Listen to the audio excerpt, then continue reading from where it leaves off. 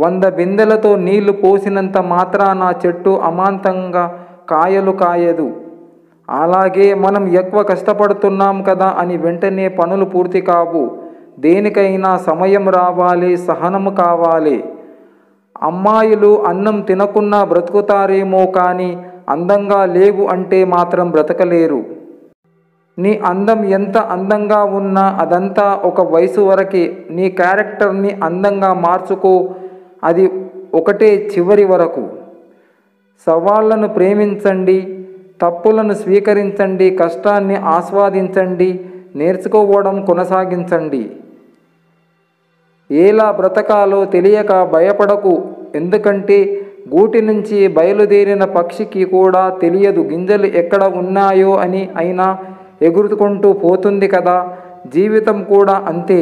ప్రయత్నించడమే మన పని. తెల్ల కాగితం తయారైనప్పుడు స్వచ్ఛంగా ఉంటుంది. తర్వాత దాని మీద రాసే రాతలను బట్టి దాని విలువ ఆధారపడి ఉంటుంది.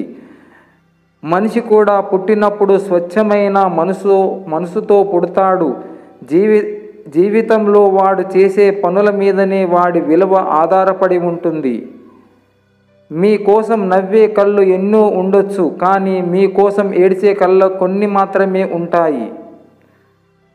చెడు స్వభావం కలవారు అని తెలిస్తే వాళ్ళ సొంత వాళ్ళైనా పరాయి వాళ్ళైనా సరే పక్కన పెట్టండి. ఎందుకంటే మన తోటలో పండిన మిరపకాయే కదా అని కళ్ళలో పెట్టుకుంటే అది మంటనే పుట్టిస్తుంది, చల్లదనాన్ని ఇవ్వదు. అలాగే చెడు స్వభావం గలవారు కూడా అంతే. పెరుగు కన్నా పెరుగులో దాగి ఉన్న నెయ్యికే విలువ ఎక్కువ. అలాగే మనిషి కన్నా మనిషిలో దాగి ఉన్న మంచితనానికి విలువ ఎక్కువ. చేసిన ప్రతి పాపం అప్పులాంటిదే. ఏదో ఒక రోజు వడ్డీతో సహా తీర్చాల్సిందే. చేసే ప్రతి పుణ్యం పొదుపు ఖాతాలో వేసినట్టే, ఆపద సమయములో ఆదుకుంటుంది. వేదం చదివితే ధర్మం తెలుస్తుంది, వైద్యం చదివితే రోగం తెలుస్తుంది, గణితం చదివితే లెక్క తెలుస్తుంది, లోకం చదివితే బతకడం తెలుస్తుంది. కొన్ని మార్చుకోవాలి, కొన్ని మర్చిపోవాలి, కొన్ని వద్దనుకోవాలి, కొన్ని వదులుకోవాలి. స్త్రీ పురుషుడిలో ఏమి చూడదు. అతడి మేధస్సు, అతని పర్సనాలిటీ, జీవితంలో అతడు సాధించిన విజయాలు ఇవేమీ ఆమెకు ఆకట్టుకోలేవు. కేవలం తనని అతడు గుర్తించాడా లేదా అన్నదే ఆమెకు కావలసినది. చీకట్లే దారి చూపితే వెలుగెందుకు? ప్రతి ప్రశ్నకు బదులు దొరికితే కాలం ఎందుకు? అనుకున్నవన్నీ జరిగితే దేవుడెందుకు? జరిగినవన్నీ మనము కోరినవైతే కన్నీళ్ళెందుకు?